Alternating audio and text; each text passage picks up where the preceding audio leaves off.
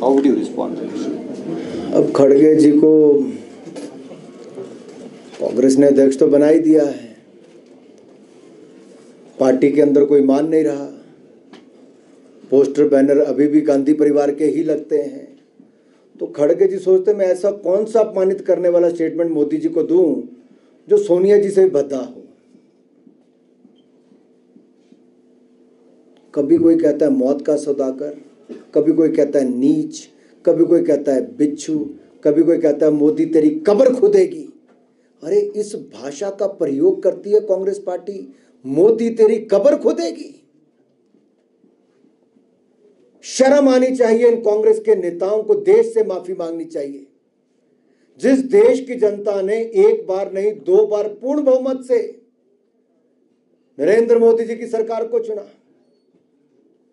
दुनिया भर में 3 साल से लगातार सर्वेक्षण हो रहे, सब सर्वाधिक लोकप्रिय नेता के रूप में नरेंद्र मोदी जी चुने जा रहे हैं।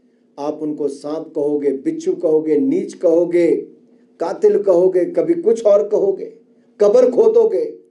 कांग्रेस वालों, जिसकी जो खोदोगे वो तुम्हारे लिए ही होने वाला है। एक के बाद दूसरा चुनाव आप हार रहे हो। आपके नेता विदेशों में जाकर विदेशी ताकतों के साथ, विदेशी चैनल्स के साथ, विदेशी एजेंसियों के साथ भारतीय लोकतंत्र के खिलाफ षड्यंत्र रचते हैं, उनका मदद मांगते हैं, और फिर आप देश के सबसे लोकप्रिय नेता को अपमानित करने का काम करते हैं। आप चुनाव नहीं जीत सकते तो कम से कम अभद्र भाषा का प्रयोग करना तो बंद करें। शायद कांग्रेस की हालत वो हो गई जो बिन पानी मछली की होती है, वो तड़प रहे हैं सत्ता के बिना,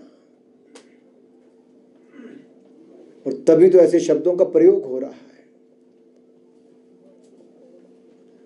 ये हम जमीनी स्तर से ही केंद्रीय नेता बनते हैं, और भारतीय जनता पार्टी कार्यकर्ताओं की पार्टी है। मैं यही नहीं, आज मैं यहाँ पर हूँ, 2 दिन पहले मैं मणिपुर में था, कल मेरे मन की बात का प्रोग्राम प्रधानमंत्री मोदी जी का हमने बहुत शानदार कार्यक्रम हुआ, कल मैं लेह में हूँ, और परसों मैं जलंधर के उपचुनाव में हूँ, उस 30 तारीख को मैं कर्नाटक में हूँ। तो आप बोलेंगे मैं हर जगह क्यों जा रहा हूँ? पार्टी का कार्यकर्ता को हर जगह जाकर काम करना है, और उसके रूप में कार्यकर्ता के रूप में आए हैं, और अपने प्रदेश आया हूँ, अपने प्रदेश की राजधानी में आया हूँ, और लोगों को याद करवाने आया हूँ कि आप ठगे गए हो, बट मन हल्का मत करिए, भारतीय जनता पार्टी आपके साथ खड़ी है। शिमला में कॉरपोरेशन बनाएंगे और पहले से ज्यादा विकास करके दिखाएंगे। जहां तक खिलाड़ियों की बात है, देश भर के खिलाड़ियों के लिए नरेंद्र मोदी जी की सरकार ने शानदार काम किया, और अब एक के बाद दूसरे खिलाड़ी से पूछिए, टारगेट ओलंपिक पोडियम स्कीम हो, आज खिलाड़ी की बोर्डिंग, लॉजिंग, ट्रेनिंग, देश विदेश में सारा खर्चा मोदी सरकार सहन करती है, 6 लाख रुपए जेब खर्च देती है। खेलो इंडिया एकेडमीज है, उसमें 3000 खिलाड़ियों को 5 लाख रुपया उनकी बोर्डिंग, लॉजिंग, ट्रेनिंग पर, और 1,20,000 रुपए जेब खर्च अलग से देती है। 23 नेशनल सेंटर ऑफ एक्सीलेंस तो 60 स्थायी ट्रेनिंग सेंटर चलाती देश भर में। 1000 खेलो इंडिया सेंटर हम खोलने जा रहे हैं, 947 की हमने घोषणा कर दी है। बजट जो केवल 946 करोड़ रुपए था यूपीए के टाइम पे 2014 में, वो बढ़ाकर 3,397 करोड़ कर दिया है। तभी तो भारत का खेलों में मेडल पहले से ज्यादा बढ़े हैं। 7 ओलंपिक्स में मेडल आए, 19 पैरालंपिक्स में आए, डेफ ओलंपिक्स में 20 मेडल आए, कॉमनवेल्थ गेम में 61 मेडल आए, 22 गोल्ड मेडल आए। हमने कभी थॉमस कप नहीं जीता, हमने वो जीतने का काम किया। हमारी 4 महिला वुमेन खिलाड़ी वर्ल्ड चैंपियन बॉक्सिंग में बनी, निखित जरीन, लवलीना, स्वीटी, नीता गंगा। ये कहाँ से? हमने सपोर्ट किया तब बने। जहां तक आप रेसलर्स की बात करते हैं, पूरे रेसलिंग में से कुछ खिलाड़ी अगर आज जंतर मंतर पर बैठे हैं, उनसे किसने बात की? मैं अपना पूरा दौरा रद्द करके हिमाचल प्रदेश का 12 घंटे बैठा हूं, 12 घंटे, 7 घंटे एक दिन, 5.5 घंटे अगले दिन, पूरी बातें सुनी। रात के 2-2:30 बजे प्रेस कॉन्फ्रेंस की, उनसे पूछ के कमेटी बनाई गई। अब कंप्लेंट करने वाले कमेटी नहीं बनाते, लेकिन सरकार को बनानी थी, हमने बनाई। उन्होंने कहा नहीं, एक बंदा और ऐड कीजिए। उन्होंने बबीता फोगाट का नाम दिया, हमने उसको भी ऐड करने का काम किया। हमारे मन में कुछ नहीं, हम निष्पक्ष जांच चाहते थे, ओवरसाइट कमेटी उसके बीच में देखी, उन्होंने देखने का काम किया। और ओवरसाइट कमेटी के आगे जो भी अपनी बात रखना चाहता था उसको अवसर दिया गया, किसी के ऊपर कोई रोक नहीं थी। समय सीमा बढ़ी इनके कारण, हमने बढ़ाने का काम भी किया। 14 बैठकें हुई, जिस खिलाड़ी ने कहा कि मुझे आना है वो आए, जिनका नाम भी किसी खिलाड़ी ने उसमें लिया होगा जो आना भी नहीं चाहता था उसका भी नाम लिया, हमने उसको भी आने की अनुमति दी।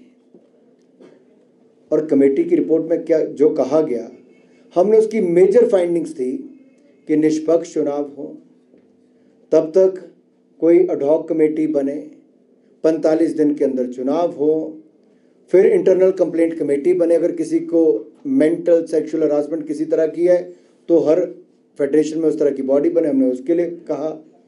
यही नहीं, इसके साथ साथ अगर और भी कोई ऐसे, जैसे मान लीजिए टीम सिलेक्शन है, टूर्नामेंट में भेजना है, वो भी निर्णय हमने कहा कि इंडियन ओलंपिक एसोसिएशन करे। हमने सरकार भी नहीं कहा, इंडियन ओलंपिक एसोसिएशन अपनी कमेटी बनाएगी और 45 दिन के अंदर चुनाव कराएगी, निष्पक्ष चुनाव होंगे, नई बॉडी आएगी, उसमें जो इंटरनल कंप्लेंट कमेटी है वो उस पर कार्रवाई कर सकती है।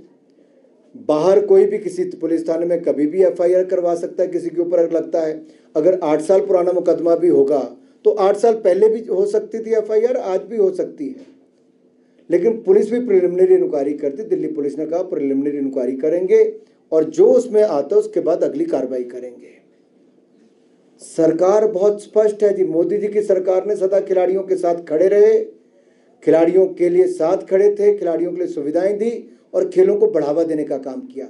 हमारे लिए खेल प्राथमिकता है और खिलाड़ी प्राथमिकता है, और उसमें हम कहीं पर भी कोई कॉम्प्रोमाइज नहीं करते हैं, ना आज तक किया ना आगे करेंगे। अनुराग जी, खड़गे तो उनकी सारी फेल हो गई।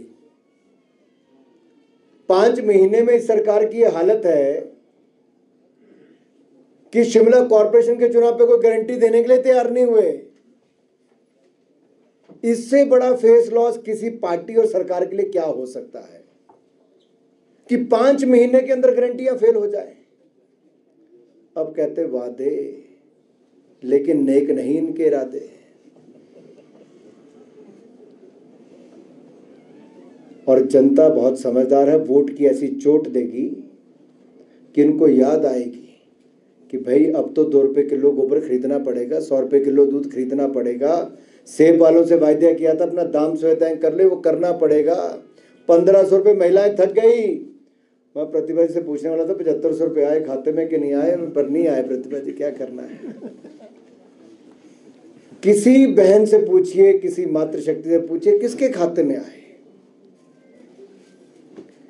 इसलिए इनके लिए मुश्किल है ये चुनाव। जनता के बीच में क्या कहकर जाएंगे, दबाव बना रहे हैं सरकारी जो बनाना है इनको, कर्मचारियों के ऊपर, बाकियों के ऊपर, अधिकारियों के माध्यम से। लेकिन जनता का मोह 5 महीने में भंग हो गया। ये रोज के 40 करोड़ रुपया कर्जा ये सरकार ले रही है, रोज का 40 करोड़ का कर्जा, 5 महीने में 6000 करोड़ का कर्जा, 6000 करोड़ जना।